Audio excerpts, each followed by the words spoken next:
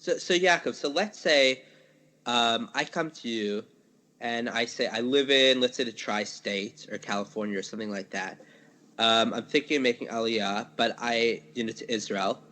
I just have no idea how the financial system works. Am I going to be able to cut it? Let's say I'm keeping my job in America. Let's just assume that my financial income is not going to change that much. So what are sort of the questions? Where do we start seeing if this makes sense for me on a financial level? Like, am I going to be able to support my family? What are the questions that you would ask, and what are sort of the answers that would allow you to know if this makes financial sense for me or not? Yeah, that's a good question as well. I mean, part of it, you mentioned a very important detail there. If you were to be keeping your job, so on the one hand, that very often gives someone a very good, start here, because besides that, it might mean coming with income right away, as opposed to someone who has to go through a job hunt. It also, average salaries in America are a lot higher than they are here. An average salary in Israel, 11, 12,000 shekel a month. We're talking about, $30,000, $40,000 a year. It's very low.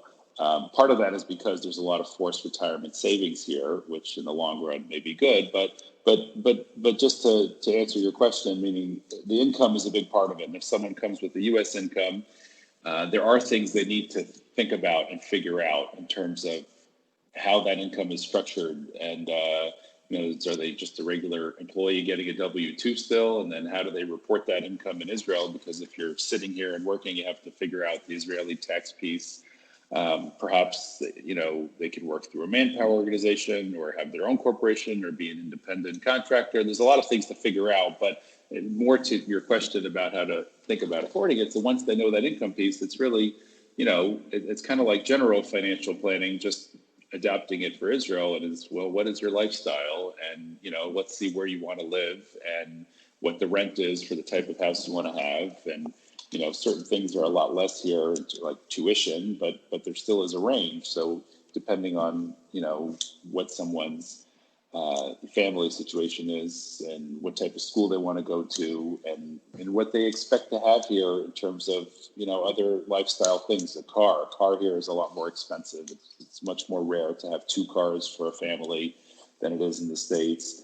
And when they get a sense of how they're going to live, which, they probably should be prepared to make certain sacrifices, but also try to keep a standard of living that they're comfortable with.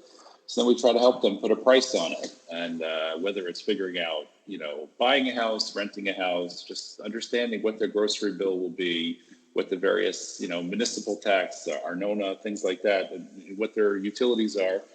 And some of it we could kind of take from how they live wherever they are now. Some of it has to be changed. Some of it will be more, some of it will be less. And then hopefully they could figure out if that fits into their income and without ignoring their long-term savings for retirement or college or weddings or buying a home, all that stuff. So it's all part of a financial plan.